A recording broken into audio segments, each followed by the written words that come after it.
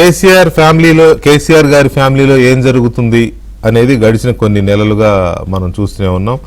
ఆయన కుమార్తె కల్వకుంట్ల కవిత గారు పార్టీని ధిక్కరించో లేకపోతే ఇంకోటో ధిక్కరించలే ఒక రకంగా, ఎందుకంటే అందుకేగా బహిష్కరించారు, సస్పెండ్ చేశారు.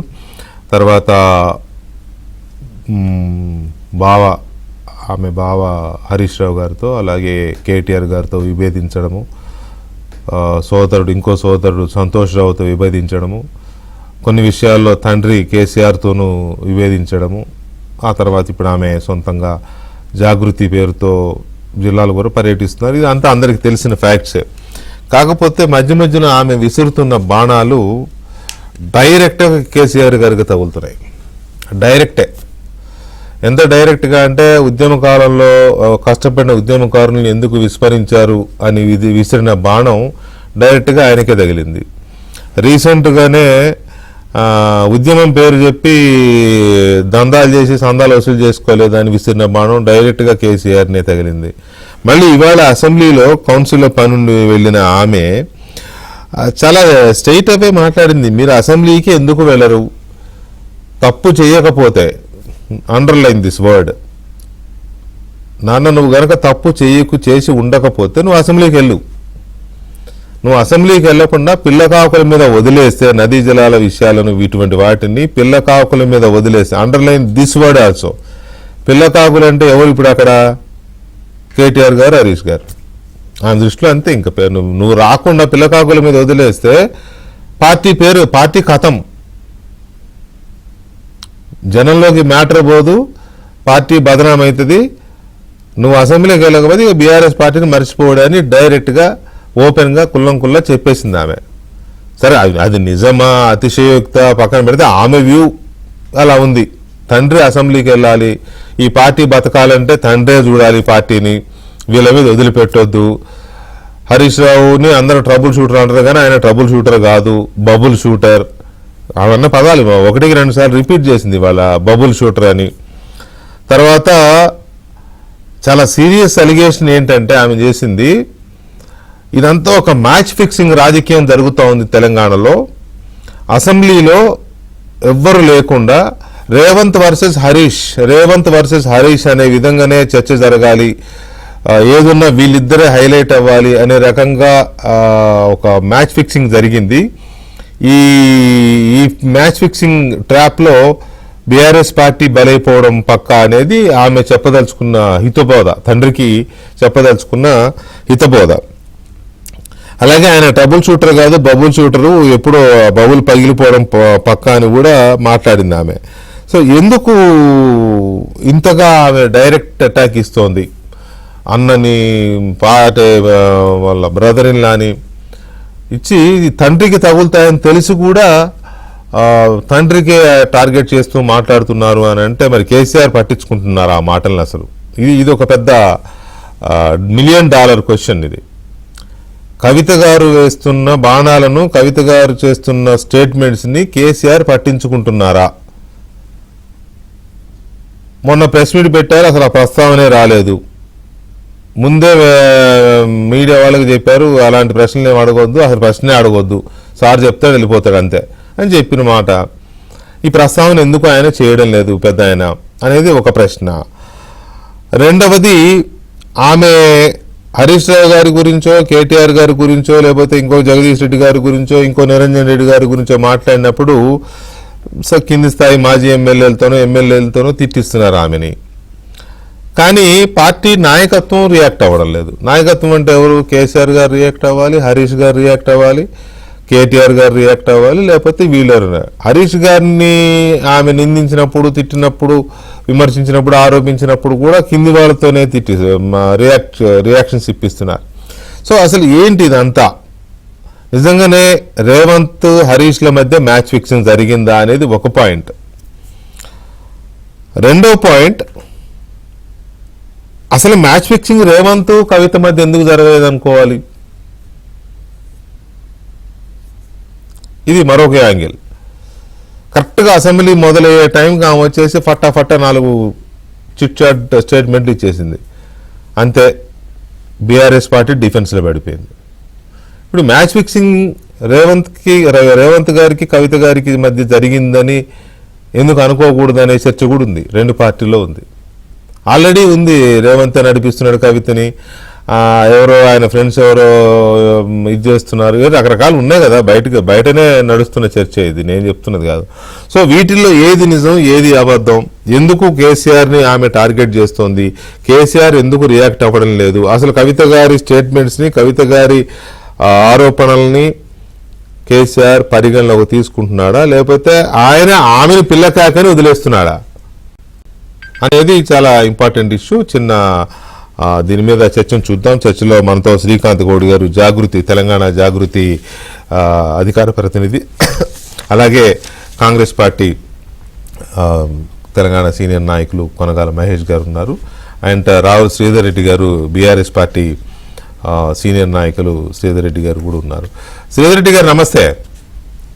నమస్కారం సార్.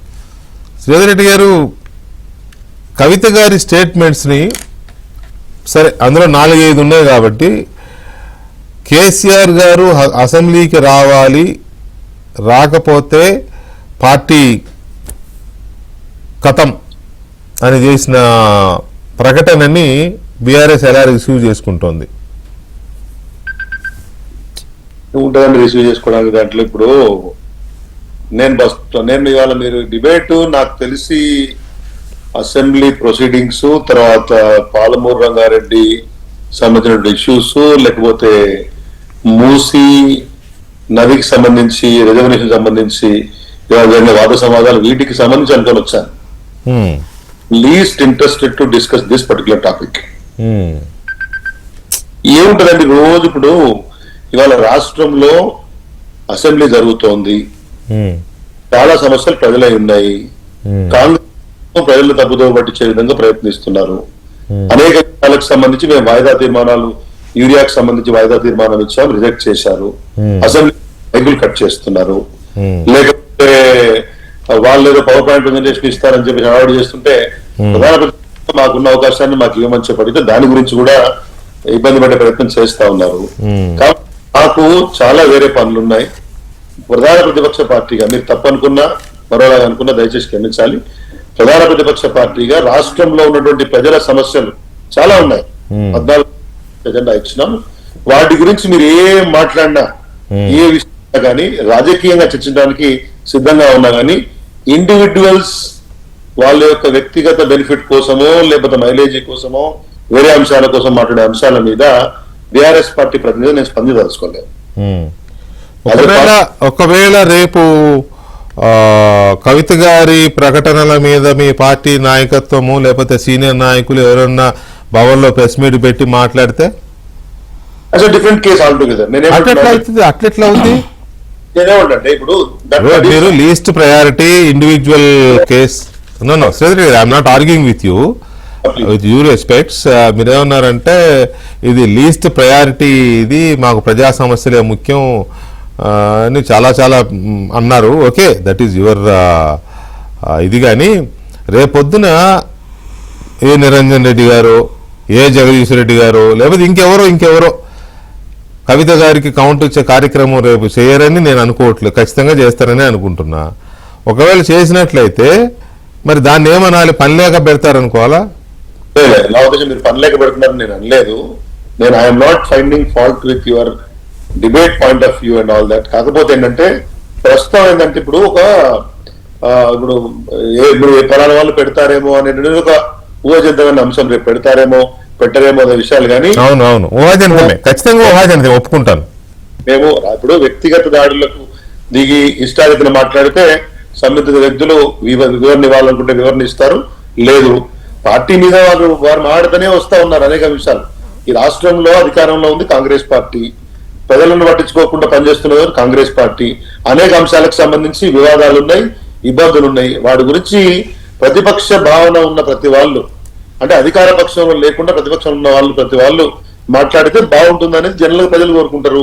అది కాకుండా ఒక ఎజెండా బేస్డ్ గా చేసేటటువంటి కార్యక్రమాలు నేనేమంటున్నా అంటే ఇక్కడ శ్రీధర్ రెడ్డి గారు, ఏది ఇప్పుడు పాలమూరు నదీ జలాల వివాదాలకు సంబంధించి కానీ మొత్తంగా ఓవరాల్ తెలంగాణలో నదీ జలాల వివాదాలకు సంబంధించి కానీ ఆంధ్రప్రదేశ్ తెలంగాణ రాష్ట్రాల మధ్య నెలకొన్న వాటర్ డిస్ప్యూట్స్ కానీ వీటికి సంబంధించి కవిత గారు కూడా కేసీఆర్ గారి స్థాయిలో ప్రయారిటీ ఇస్తున్నారు అనుకుంటున్నా నేను. అందుకే ఆమె నువ్వు రానా నువ్వు వచ్చి మాట్లాడితే సబ్జెక్ట్ వెళ్తుంది కానీ వీళ్ళకి ఏం తెలుసా అంటుంది ఆమె. కేసీఆర్ గారు రావాలని రేవంత్ రెడ్డి గారు అడిగారు, కాంగ్రెస్ పార్టీ మంత్రులు అడుగుతున్నారు, బహుశా కవిత గారు కూడా అడిగారేమో, నేను చూడలేదు. అది స్టేట్మెంట్ అంటే అది ఇది స్టేట్మెంట్ అంటే 40 మంది ఎమ్మెల్సీలలో వారు ఎమ్మెల్సీ మా పార్టీ సభ్యురాలు, మా పార్టీ సభ్యురాలు కాదు. మేము ఇప్పుడు ఫలానా వాళ్ళు మాడిన దానికి అది ఇంపార్టెన్స్ ఎవరైనా ఇచ్చుకొని చర్చించాలంటే నేను అదే చెప్పాను కదా, as a political party we will respond to the issues which are more rather today important to the state of Telangana. As a party Congress party ఉందనుకోండి, భారతీయ జనతా పార్టీ ఉందనుకోండి, మరో వ్యక్తులుగా కాకుండా నేనేంటే అట్లా చెప్పేసి వాళ్ళు వ్యక్తులుగా తక్కువ వాళ్ళు మాట్లాడితే అట్లా కాదు నా ఉద్దేశం. We have a priority for everything. అదే political party have a right to respond, whether to respond or not also. కాబట్టి ఏముంటుందండి, వాళ్ళు చెప్తుంటారు ఎస్ కేసీఆర్ గారు రావాలని వారు కోరుకున్నారు, సంతోషం, నిర్ణయం తీసుకుంటాం అవసరాన్ని బట్టి సందర్భాన్ని బట్టి. వారు ప్రతిపక్ష నాయకుడిగా వారికి తెలుసండి. కేసీఆర్ గారికి చెప్పకూడదని మాడకూడదని, we are democracy. At the same time knows what to do. It's probably we are in the public life. కానీ పిల్లకాకులతో మాట్లాడిస్తే సబ్జెక్ట్ పోదు అని చాలా తేలిగ్గా తీసేసింది కదా ఆమె, ఎందుకంటే ఆ ఫ్యామిలీ మెంబర్ కదా. నేను ఏమంటున్నానండి, నేను ఆమె ఏమన్నారు, ఆమె ఏం భాష్యం చెప్పదలుచుకున్నారు, వాటి గురించి ఏం మాట్లాడు. పిల్లకాకులు ఎవరు ఇప్పుడు రాష్ట్ర నాకు తెలిసి పిల్లకాకులను అసెంబ్లీకి పంపించేంత అమాయకులు ప్రజలు ఉండరు, వినరా? సమర్థులు అనుకుంటూనే ఆ నియోజకవర్గాన్ని లేకపోతే ఆ రాష్ట్రాన్ని, ప్రజలను, సమస్యలను ప్రస్తావించగలిగి సమర్థంగా ప్రజావాణిని అసెంబ్లీలో వినిపించగలుగుతారు, నాయకత్వం వహించగలుగుతారు అనుకున్న వ్యక్తులనే తెలియనటువంటి తెలంగాణ ప్రజలు ఎన్నుకొని అసెంబ్లీకి పంపిస్తారు. దీంట్లో పిల్లకాకులు పెద్ద కాకులు ఏముంటుందండి? పిల్లకాకులు అదే చెప్తున్నా కదా. ఇప్పుడు మీరు ఒకటి విషయానికి నేను చెప్పబోతే ఇంకొక మాటకు సమాధానం చెప్తే వాళ్ళు వేరే అంతరం తీసుకొని అనవసరమైన చర్చ తీయడం ద్వారా దీంట్లో there is no point of discussing. made by some individual. మీరు మాట్లాడడం ఇంట్రెస్ట్ లేని టాపికో లేకపోతే మాట్లాడడం సెన్సిటివ్ టాపిక్ కావడం వల్ల మాట్లాడడం ఇష్టం లేకుండా మీరు అంటే సెన్సిటివ్. ఇప్పుడు ఒకటి మేము కూడా ఇష్టారీతిన ఎవరండి పిల్లకాకులు డామ్ నేను అనొచ్చు, కానీ ఏంటంటే నేను అనేది ఆ ఉద్దేశంతో కాదు సెన్సిటివ్ అని. కవిత గారు ఫ్యామిలీ మెంబరు, ఆమె కామెంట్ చేసిందేమో హరీష్ రావు గారిని, కేటీఆర్ గారిని, ఫ్యామిలీ మెంబర్స్ని, పార్టీ అగ్రనాయకత్వాన్ని టార్గెట్ చేసిందేమో కేసీఆర్ గారిని. ఇందులో ఏం మాట్లాడితే ఏది వస్తుందో అనే ఒకవేళ ఆ సెన్సిటివిటీ, ఆ డెలికసీ ఏమన్నా ఫీల్ అవుతున్నారేమో అని నాకు అనిపిస్తోంది. I will give you clarity on behalf of the BRS party. ఒకసారి బీఆర్ఎస్ పార్టీ సభ్యురాలు వారు ఉన్నప్పుడు కేసీఆర్ గారి కుటుంబ సభ్యురాలు, వారిని పార్టీ నుంచి సస్పెండ్ చేసిన తర్వాత వారి పరిధిలో మేరకు వారు పనిచేసుకుంటున్నారు.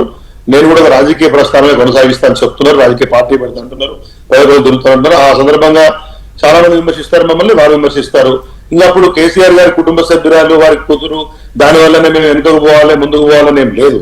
కానీ నేనేమంటున్నంటే ఏ విషయానికి ఎప్పుడు ఎంత ప్రాధాన్యం ఇవ్వాలి. ఇప్పుడు రేపు పొద్దున అసెంబ్లీలో జరగబోతున్నటువంటి యొక్క చర్చ పాలమూరు రంగారెడ్డి మీద అని వాళ్ళు అంటున్నారు. ఈ సమయంలో నీళ్లకు సంబంధించి తెలంగాణకు అన్యాయం జరుగుతుంటే కాంగ్రెస్ పార్టీ చేసినట్టు కూర్చుంటా ఉంటుంది. ముఖ్యమంత్రి గారు కానీ లేకపోతే సంబంధిత మంత్రి గారు కానీ కేబినెట్ కానీ ఆంధ్రప్రదేశ్ రాష్ట్రానికి అనుకూలంగా న్యాయం జరిగే విధంగా ఎక్కువగా ప్రవర్తిస్తా ఉన్నారు. రాష్ట్ర హక్కుల కోసం పోరాడుతూ ఈ అంశం ఇది ఎంత ప్రయారిటైజ్డ్ అంశము, ఎంత ప్రజల మనసుల్లో తొలుస్తున్నటువంటి అంశము, వీటికి మేము ఇంపార్టెన్స్ ఇస్తాం తప్పితే ఇప్పుడు వ్యక్తిగతంగా తిట్టాలనుకోండి, ఈ తిట్టుకోండి. ఇప్పుడు తిట్టాలనుకుంటే ఎవరే తిట్టగలుగుతారు, పెద్ద విషయం కాదు కదా. అది ఎవరు ఎప్పుడు ఏం రావాలి, ఏం పని చేయాలనే విషయాన్ని బీఆర్ఎస్ పార్టీ నేత, ప్రతిపక్ష నేత, మా నాయకుడు నిర్ణయిస్తారు. నిన్న ముగ్గురిని మన శాసన సభలో ముగ్గురిని డెప్యూటీ ఫ్లోర్ లీడర్స్ చేసినారు, శాసన మండలిలో చేసినారు, విప్పం చేసినారు. They will do their job respectively. ఎక్కడెక్కడ ఏం చేయాలను ఇప్పుడు ఏం సలహాలు ఇస్తే పార్టీ నడిపిస్తామా ఎట్లా? అసలు అంటే ఒక మాట, కవిత గారు చేస్తున్న కామెంట్స్ ని కానీ స్టేట్మెంట్స్ ని కానీ కేసీఆర్ గారు పట్టించుకుంటారా అసలు, లేకపోతే ఆ ఇద్దరు పిల్లకాకులు అయితే ఏమి కూడా ఆయన దృష్టిలో పిల్లలంటే పిల్లకాకులు సమానమే కదా, తప్పేం లేదు, పెద్ద ఆయనగా వీళ్ళు పిల్లలే కాబట్టి. పట్టించుకుంటున్నారా అసలు? ఏమన్నా మీకేమన్నా కృష్ణ గారు ఇప్పుడు కేసీఆర్ గారు అంటే ఆన్ బిహాఫ్ ఆఫ్ బిఆర్ఎస్ అన్నారు కదా, అందుకని ఇది కూడా అడిగారు. As a responsible political party representative ఈ అంశాన్ని which is people centric, Telangana ప్రజల యొక్క సంక్షేమ అభివృద్ధి కోసం వద్దులేండి సార్, మరి అంత డీప్ డైలాగులు మనం మాట్లాడుకుంటే అంత బాగోదు. శ్రీధర్ రెడ్డి గారు, మనకున్న ఫ్రెండ్షిప్ లో మహా చిచ్చోరా పంచాయతీలు కూడా డిబేట్లు పెట్టిన వాళ్ళు ఎవరు పెట్టారులే కానీ ఇది ఇష్యూ మీకు మాట్లాడటం ఇంట్రెస్ట్ లేకపోతే అది వేరు, కానీ మేము ప్రజల గురించే మాట్లాడతాం, మేము ప్రజా సమస్యల గురించే మాట్లాడతాం, సంక్షేమం గురించే ఈ వద్దు. మీకు నాకున్న ఫ్రెండ్షిప్ తో చెప్తున్నా నేను, ఈ వద్దు. ఎందుకంటే చూసేవాళ్ళు కూడా అబ్బా శ్రీధర్ ఏంటి మరి అని అంటారు. మళ్ళీ మీరు చర్చ పెట్టాన్ని నేను మిమ్మల్ని ఎక్కడ వివేదించాను, మీరు అడగలేదు. మీ రైట్ అది. నేనేమంటే రైట్ కాదండి, నా రైట్ అని కాదు, నా రైట్ అయినంత మాత్రమే పనికిమాలిన చిచ్చోరా చర్చ నేను పెట్టనండి. నాకు ఇందులో మ్యాటర్ కనపడింది. ఆమె కేసీఆర్ గారు వస్తేనే నదీ జలాల మీద చర్చ సమర్థవంతంగా సమగ్రంగా జరుగుతుందని ఆమె అన్నమాట నాకు కూడా ఏమైనా లాజిక్ ఉందేమో ఇందులో, అందుకే అన్నదేమో అని అనిపించింది. కేసీఆర్ గారికి తెలంగాణ రాష్ట్రం మీద ఉన్న అవగాహన నదీ జలాల పట్ల గాని లేదా రాష్ట్రంలో ఉన్నటువంటి యొక్క నీటి వనరుల విషయంలో గాని వారికి ఉన్నటువంటి అవగాహన మేరకు నాలెడ్జ్ కాబట్టి అట్లా అభిప్రాయపడి ఉండవచ్చు. కానీ మిగతా వాళ్ళు కూడా ఎవ్రీబడి అక్వైర్ ద నాలెడ్జ్ ఉంటుందిలేండి, ఎవరికి ఉండే స్థాయిలో వాళ్ళకు ఉంటది. బట్ దాన్ని ఆమూలాగ్రం చదివిన వడపోసిన కేసీఆర్ గారికి ఉన్నంత అయితే ఎవరికి ఉండదు. హరీష్ రావు గారు ఈ వాజ్ ది ఇరిగేషన్ మినిస్టర్, ఈ వాజ్ ది ఫైనాన్స్ మినిస్టర్, కాబట్టి అంతకుముందు కూడా మంత్రిగా ఉన్నారు, సుదీర్ఘకాలం రాజకీయాల్లో ఉద్యమ ప్రస్థానంలో ఉన్నారు, కేసీఆర్ గారు వెన్నంటే ఉన్నారు. కాబట్టి definitely is also equally efficient to represent BRS party on the floor of the house. అసెంబ్లీలో వారు బ్రహ్మాండంగా రిప్రజెంట్ చేయగలుగుతారు. వారితో పాటు మిగతా ఉన్నారు. కవిత గారు మాట్లాడిన దాని మీద మీ పార్టీ ఏం ఆలోచిస్తోంది? అంటే మీ హస్తం కూడా ఉంది కొంత ఆమె మాటల్లో అనేది బీఆర్ఎస్ వైపు నుంచి వస్తున్న, ఎప్పటిలాగే ఇవాళ కూడా వచ్చింది కొంత వెర్షన్. ఒకటి వికే గారు, సరే వాళ్ళ పార్టీ నుంచి డిఫర్ అయి బయటకు వచ్చారు. వచ్చిన క్రమంలో ఏమంటారు అమ్మ పుట్టినీళ్ళు మేనమామ కెరక కానీ బయటికి వెళ్ళి వచ్చి ఒక కుటుంబ పార్టీ నుంచి బయటకు వచ్చినప్పుడు దాని నుండి లొసుగులన్నీ వాళ్ళకి బాగా తెలుసు కాబట్టి జిల్లాకో రేంజ్లో జిల్లాకో తీరుగా అక్కడ ఉన్న పరిస్థితుల మేరకు వాళ్ళ అంశాలు అవగాహన ఉన్న విషయాలు బయట పెడుతుందని అనుకోవాలి. బట్ ఇవేం కొత్త కాదు కదా, గత 10 ఏళ్ళుగా మేము చేస్తున్నాయి అవే కదా. అంటే మేము 10 ఏళ్ళుగా ఏవైతే చెప్తున్నామో కేసీఆర్ గారి కూతురు చెప్పడం వల్ల ప్రజలకి ఇంకొంచెం అర్థమయ్యే భాషలో వాళ్ళకి ఇంకా బీఆర్ఎస్ న్యూట్రల్స్ ఉన్నా అటు ఇటు ఉన్నా వాళ్ళకు కూడా ఇప్పుడు అర్థమయ్యేటువంటి పరిస్థితి అదొకటి అంతే. అంటే ఇప్పుడు నాకు ఇవాళ వాళ్ళు అనిపించిన దాన్ని బట్టి చూస్తుంటే ఈ రాష్ట్రంలో ప్రతిపక్షం విఫలమైంది, కేటీఆర్ గారి నాయకత్వంలో బీఆర్ఎస్ చచ్చుబడింది. సరే బీజేపీ ఎట్లా ఈ రాష్ట్రం లేదు కాబట్టి సో నేను ఒక ఆల్టర్నేటివ్గా ఎదగాలని జనం బాట పడుతున్నా, ఇవన్నీ ప్రజా సమస్యలు బయటికి తీసుకొస్తున్నా, లేదా తప్పులను ఎవరైనా ప్రభుత్వం మీద తప్పులు ఎండగడతారు కానీ అక్కడ కావాల్సిన తప్పులు బీఆర్ఎస్లో కూడా ఉన్నాయి కాబట్టి వారు బయట పెట్టే ప్రయత్నం ఏదో జరుగుతుంది. సో డెఫినెట్గా వి వెల్కమ్ ఇట్ యాజ్ ఈ సెడ్ రైట్లీ డెమోక్రసీ. సో ఖచ్చితంగా బీఆర్ఎస్ పార్టీలో 10 ఏళ్లలో జరిగిన అవినీతి మీద వారు అడుగుతున్న ప్రశ్నలు మనం కూడా స్వాగతిద్దాం. ఎందుకంటే అది ప్రజల సొమ్మే కదా, అది కేసీఆర్ గారితో లేదంటే కేసీఆర్ గారి కుటుంబ సభ్యుల్లో కాదు. డెఫినెట్గా ఎండ్ ఆఫ్ ద డే నష్టపోయింది ప్రజలే కాబట్టి ప్రజల తరఫున అడిగితే వి వెల్కమ్ ఇట్ తప్పకుండా. కానీ కేసీఆర్ గారు ఇప్పుడు హరీష్ రావు గారు ఏమంటారు హరీష్ రావు గారు కేసీఆర్ గారు హరీష్ రావు గారు రేవంత్ రెడ్డి గారు అని చెప్పి ఇది ఒక డ్రామా నడుస్తుంది, అండర్స్టాండింగ్ మ్యాచ్ ఫిక్సింగ్ అంటే. మరి అసలు వాళ్ళ లీడరు లీడర్ వస్తే హరీష్ రావు ఎందుకు ఉంటాడు సీన్లో? అసలు లీడర్ ఏమో ఫామ్ హౌస్కి పరిమితమై రాజకీయాలకు స్వస్తి చెప్పినట్టు ఒక 2 ఏళ్ళుగా ఎక్కడ కనబడడు. ఉన్న వాళ్ళే డిప్యూటీలో వాళ్ళ నడుస్తున్నారు. మేము అడుగుతున్నాం మా ముఖ్యమంత్రి గౌరవ ముఖ్యమంత్రి ఆ విషయాన్ని తండ్రి దృష్టికి తీసుకెళ్లడం కోసమే ఆమె ఈ విషయం బయట పెట్టింది. Let's see how it works. CM గారు, మంత్రివర్గం, సీనియర్ నాయకులుగా ప్రజాప్రతినిధులందరూ, మీడియా అంతా తర్వాత తెలంగాణ ప్రజానికం అందా అందరం అడుగుతున్నాము. ప్రతిపక్ష నేతగా జీతం తీసుకోవడమే కాదు కేసీఆర్ గారు, అప్పుడు ఫామ్ హౌస్ ఇప్పుడే ఫామ్ హౌస్ అంటే ఎట్లా? రండి, మీ 10 ఏళ్ళ అనుభవం ఏందో చూపియండి, లేదంటే మాకు సలహాలు సూచనలు ఇవ్వండి, ప్రభుత్వానికి సహకరించమండి అని మేము ఒక హుందాగా మేము కోరుతున్నాము. మొన్న కేసీఆర్ అంటున్నది కూడా అదే.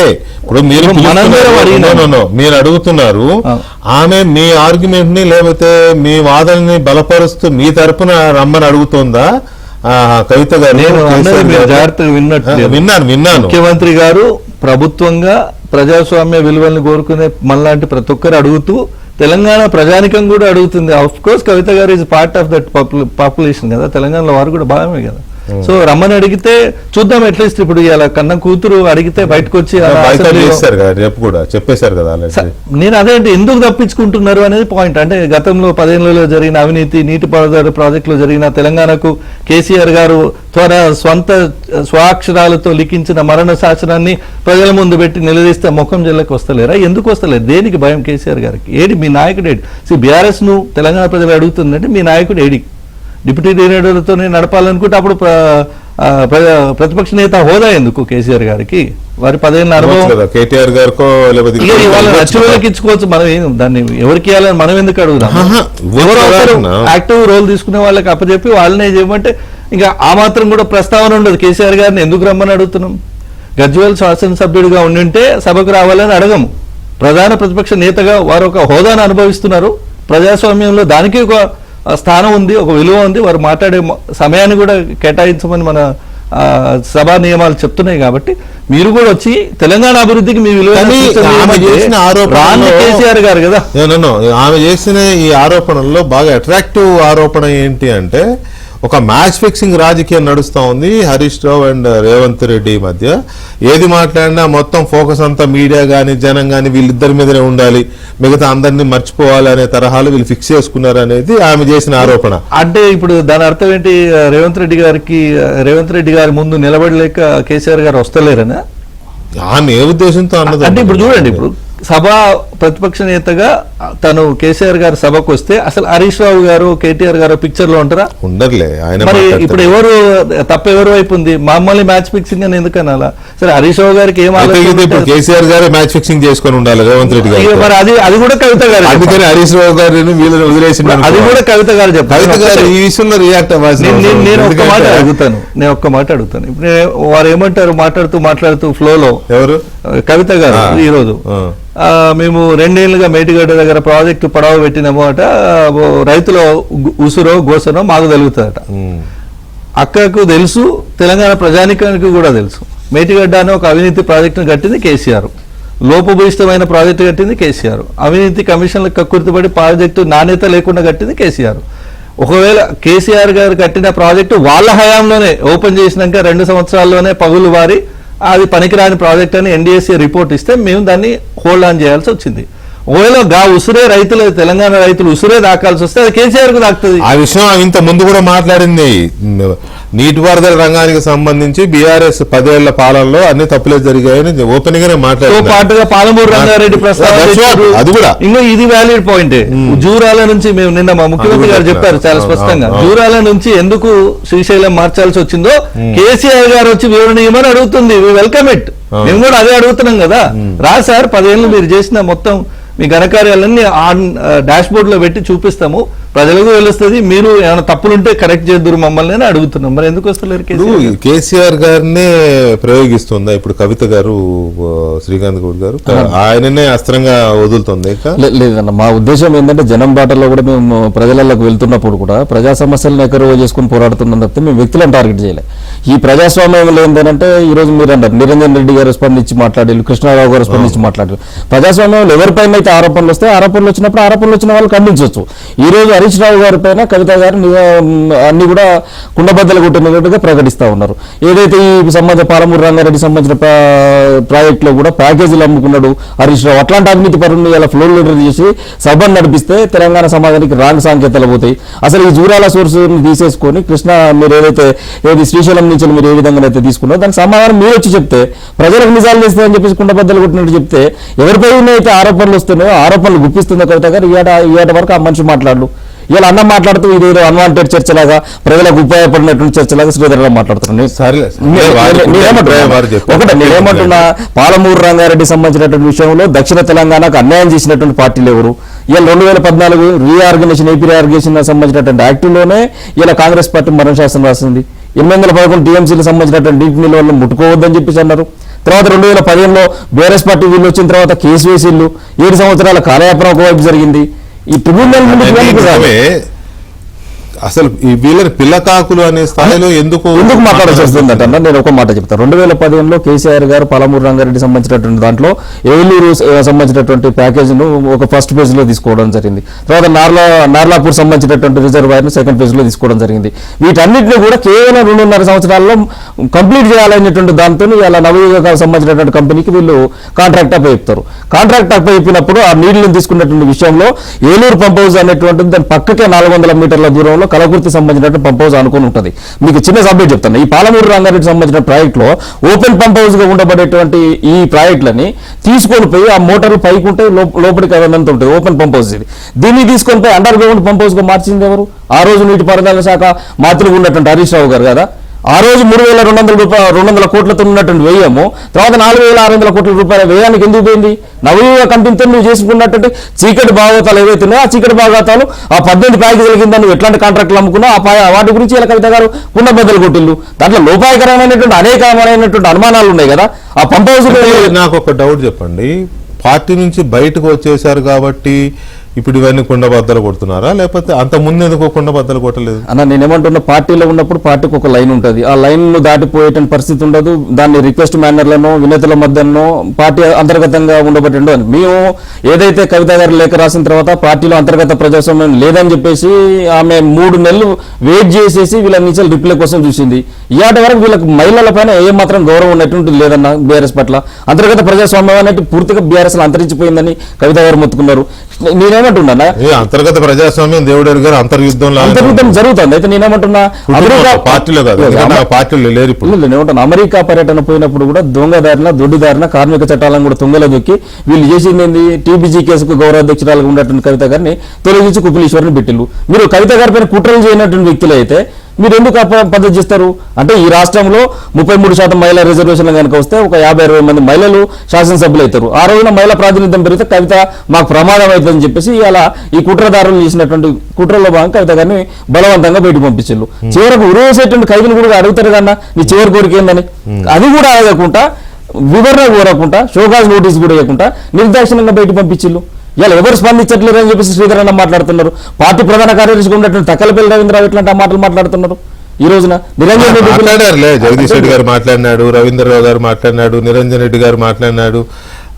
అసలు ఫస్ట్ స్టార్టింగ్ కార్తీక్ రెడ్డి గారు మాట్లాడలేదండి. కల్వకుర్తికి సంబంధించి 400 మీటర్లు ఉన్నటువంటి ఆ పంప్ హౌస్ ను కూడా వీళ్ళు ఏదైతే అండర్ పంప్ హౌస్ కింద వీళ్ళు చర్యలు తీసుకున్నారు హరీష్ రావు గారు, దాన్ని బాంబులు పెట్టి బ్లాస్ట్ చేస్తే ఒకటో పంపు మొత్తం కూడా ఎగిరిపోయి 5వ పంపు మీద పడితే ఇలా కల్వకుర్తి పంప్ హౌస్ కూడా పనిచేసేటువంటి పరిస్థితులు.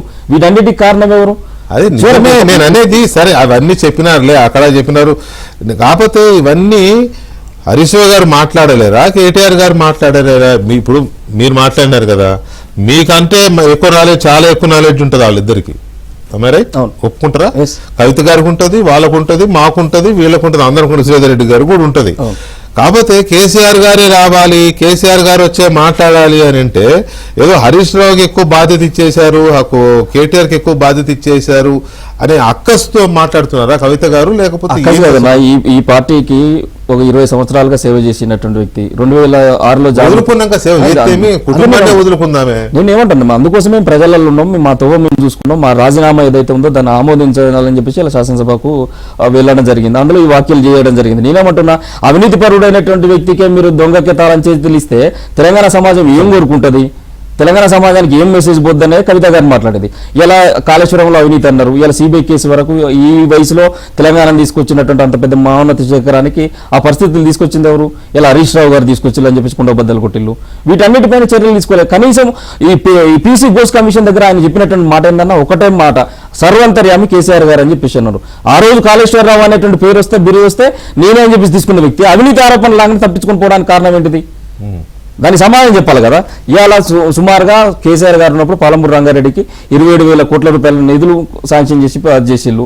ఇవాళ దాదాపు ఒక్కొక్క మోటార్ చొప్పున కేసీఆర్ గారు ఉన్నప్పుడు అవి జరిగినాయి. ఈ రోజు 4 మోటార్లతోనూ కేవలం మోటార్లనే మాత్రమే నడిపిస్తూ పంపౌజులు మాత్రమే వీలు చేసిళ్ళు. 5,000 కోట్లు కాంగ్రెస్ ప్రభుత్వం ఖర్చు పెట్టినా కనీసం తట్టని మట్టి తీసినట్టు పాపన పోలే. వీటన్నింటినీ కూడా కవిత గారు ప్రశ్నిస్తున్నారు కదా. ఇప్పుడు శ్రీధర్ రెడ్డి గారు ఆ మధ్య ఎవరో మీకు ఇంట్రెస్ట్ లేనట్టుందా మాట్లాడడం?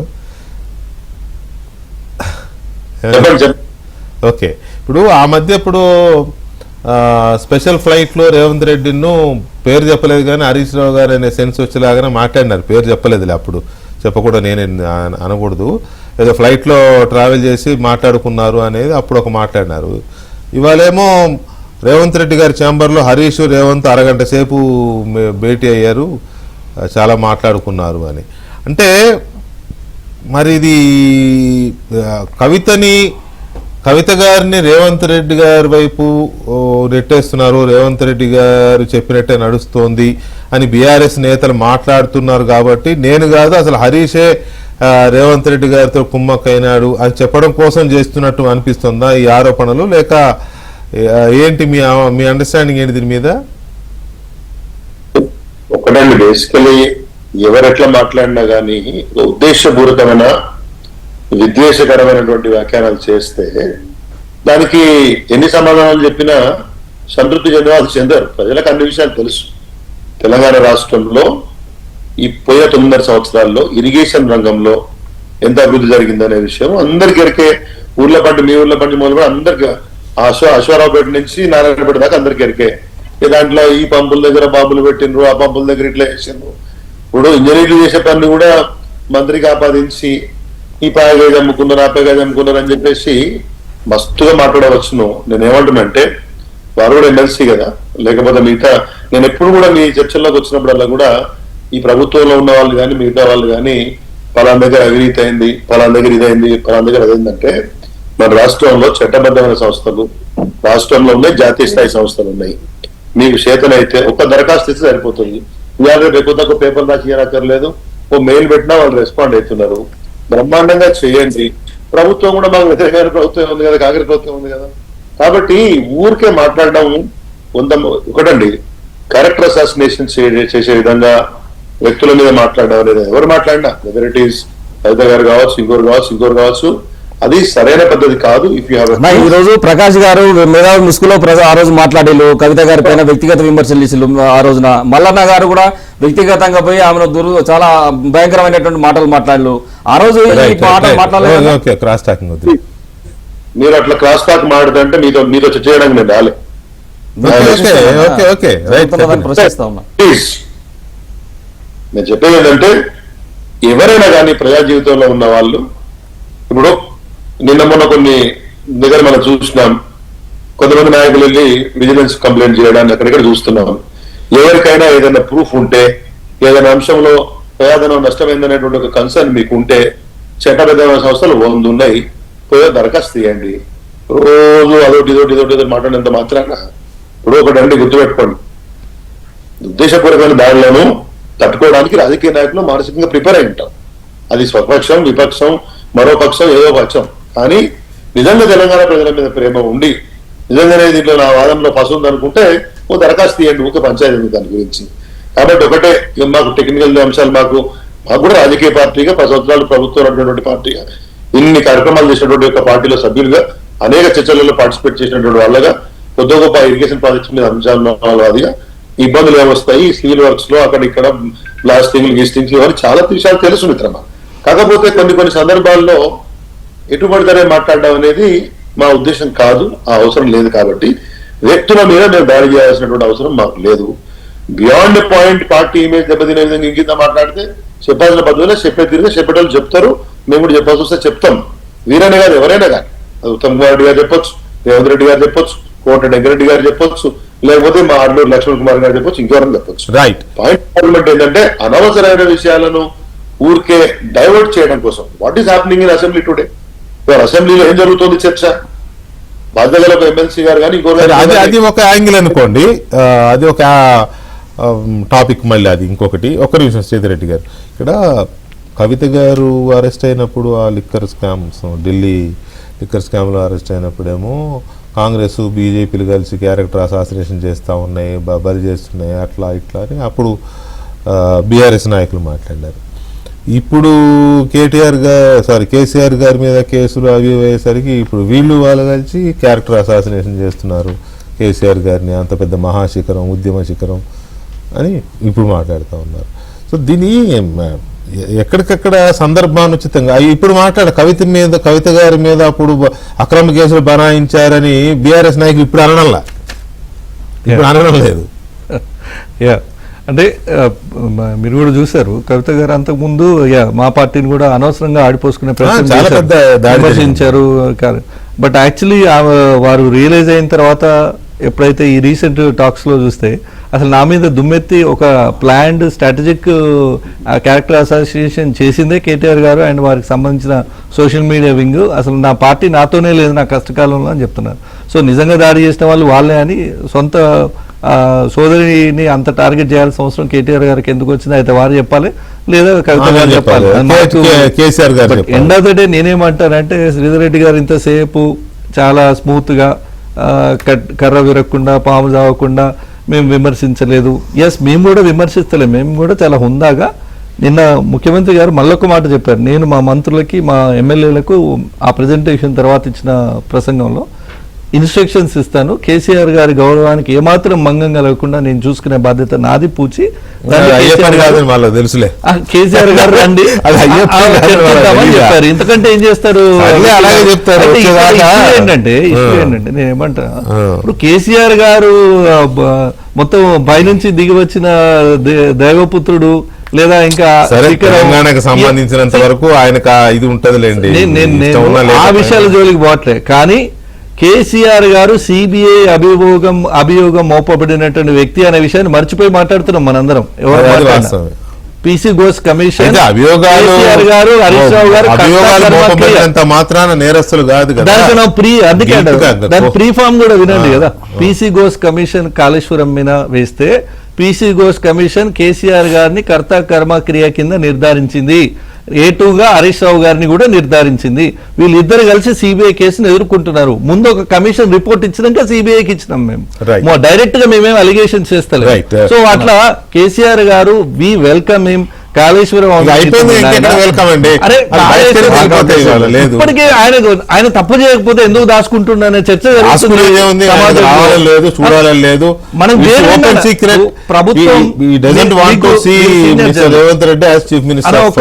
సీనియర్ జర్నలిస్ట్, మీరు గత 10 ఏళ్ళు సభ జరిగిన తీరు చూస్తున్నారు, ఇప్పుడు సభ జరిగిన తీరు చూస్తున్నారు. గత 10 ఏళ్ళు మాట్లాడతాం మొర్రో మైక్ ఇవ్వమంటే గంట అవతలేసిన సందర్భాలు మేము పిలుస్తున్నాం. మైక్ ఇస్తాను రండి మాట్లాడండి అని పిలుస్తున్నా. హరీష్ గారినే అంత టార్గెట్ చేసి కొట్టడం అనేది వర్కౌట్ అవుద్ది అనుకుంటున్నారా మీరు? నేను రాజకీయపరమైనటువంటి ప్రయోజనం కోసం అయితే కాదన్న ముఖ్యంగా చేసింది. దాంట్లో కుట్రదాలు జరిగినాయి. మేము 20 ఏళ్ల పాటు పార్టీలో ఉన్నటువంటి నాయకురాలు 2008 నుంచి దరిదాపు 2014 వరకు 1,00,000 కిలోమీటర్ పాదయాత్ర చేసి తెలంగాణ పరిస్థితులను అవగతం చేసుకున్న నాయకురాలు. ఆ పార్టీలో ఎట్లాంటి ప్రజాస్వామ్యం ఉంది, ఎట్లాంటి అది ఉంది అనేటువంటిది పూర్తిగా చూసారు. నిజామాబాద్ క్లారిఫై చేయాలి, కవిత గారైనా క్లారిఫై చేయాలి. గారి పోరాటము తెలంగాణ ప్రజల కోసమా,